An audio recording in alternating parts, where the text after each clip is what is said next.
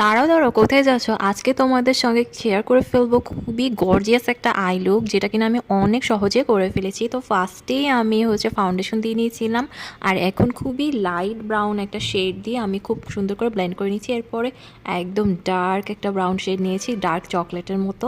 তো ওইটাকেই আমি এরকম করে ব্লেন্ড করছিলাম। আর আজকে কিন্তু আমি কাট ক্রিজ করব। তো এই জন্য আমি একটু কনসিলার নিয়ে এইরকম একটা টেকনিকের মাধ্যমে খুব সুন্দর একটা মাপ দিয়ে নিলাম, তাহলে কিন্তু সুন্দরভাবে এটা কাট ক্রিজ হয়ে যাবে। তো তোমরাও কিন্তু এই টেকনিকটা ফলো করতে পারো, ওকে? তো তারপরে আমি খুব সুন্দর করে একদম মাপ মতো এটাকে ব্লেন্ড করে নিলাম। আর আজকে কিন্তু আমি একটা পেস্ট কালারের ড্রেস পরবো, এই জন্য আমি পেস্ট কালার শেডটা নিয়ে নিলাম।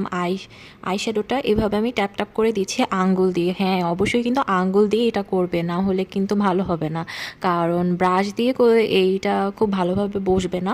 তো এইভাবে ট্যাপ ট্যাপ করে নিলাম। তারপরে দেখো এখনই কত সুন্দর লাগছে। এরপরে আমি কিন্তু আইলাইনার দিয়ে নিব।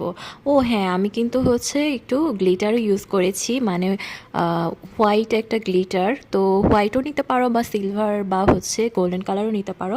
তো আমি হোয়াইটটাই নিয়েছিলাম। আর এই কাট ক্রিজটার মাপ অনুযায়ী আমি গ্লিটারটা উপর দিয়ে দিয়ে দিলাম। তোমরা দেখে হয়তো বুঝতে পারছো কত ইজি ওয়েতে আমি এটা করছি।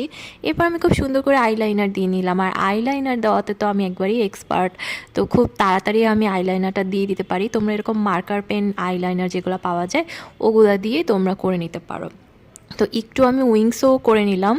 তো এই আমার ফাইনাল লুকটা। আশা করি তোমাদের ভালো লেগেছে। ভালো লাগলে কিন্তু অবশ্যই ট্রাই করে ফেলবা, আর আমার ভিডিওটাতে কিন্তু একটা লাইক দিয়ে ফেলবা, ওকে? তো সবাই ভালো থেকো, দেখা হবে নেক্সট ব্লগে। আল্লাহ হাফিজ।